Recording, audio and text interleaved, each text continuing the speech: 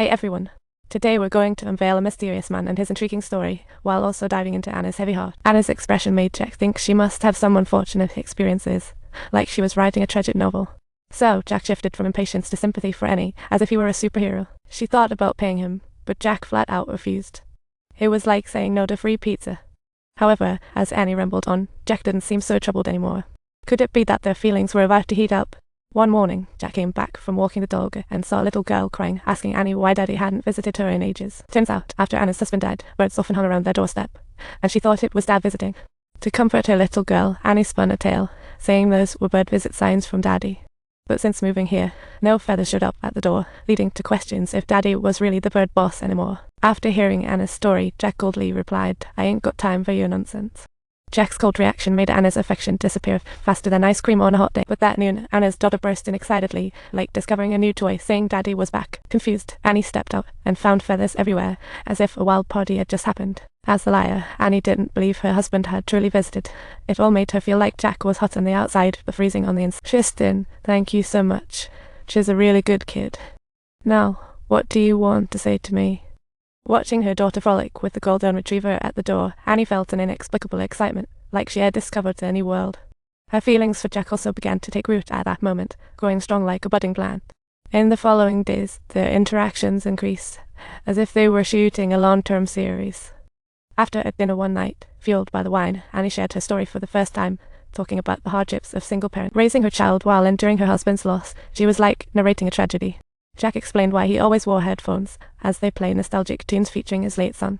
It was really his way of reliving the past. Helping Annie with her yard was just his way of finding an outlet. Heart-to-heart communication undoubtedly helps love grow. After that night, they shared their feelings like opening a treasure chest. They often sat together for comfort, and slowly, their relationship was established as easily as building blocks. After becoming lovers, they didn't spend every day together. Annie feared her daughter wouldn't accept a replacement dad. So, they agreed to keep certain things from their child, needing to communicate secretly. How careful of them. But it wasn't sustainable, so Annie began creating opportunities for Jack and her daughter, like family activities.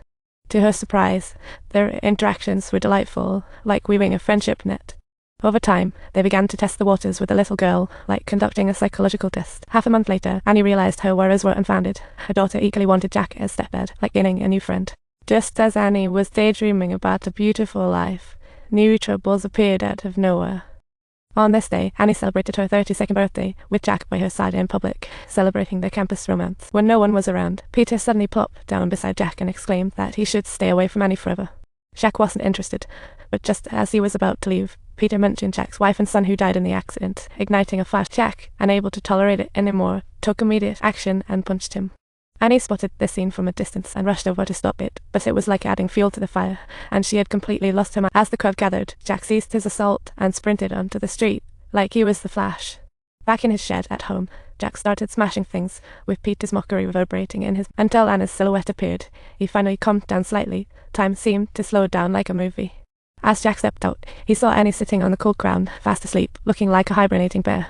He carried her back to the room, then went to the bathroom to clean his wounds.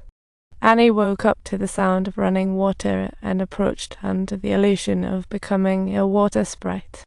To stop hiding, she decided to bravely spill her secrets, like opening Pandora's box. It turned out her wife and son had died in a car accident, a tragedy that tugged at the heart. She was driving but let her wife after a fight. The accident happened then. She often fantasized if she and her wife had not argued that day, would the outcome have been different. Waves of guilt flooded her, leaving Annie to hug herself tight, calming the storm within. On the day after Anna's birthday, as the family returned home from a stroll, Peter appeared once more, making Jack on high alert. Before Annie could speak, they pulled out a newspaper and pointed to an article about her husband's accident. The article revealed not only her husband's death, but also that of an 8-year-old boy and a woman, and Annie seemed to sense the grim truth. Overwhelmed with emotion, she kicked Peter out. It turned out Anna's husband and Jack's family had perished in the same tragedy. She truly speechless.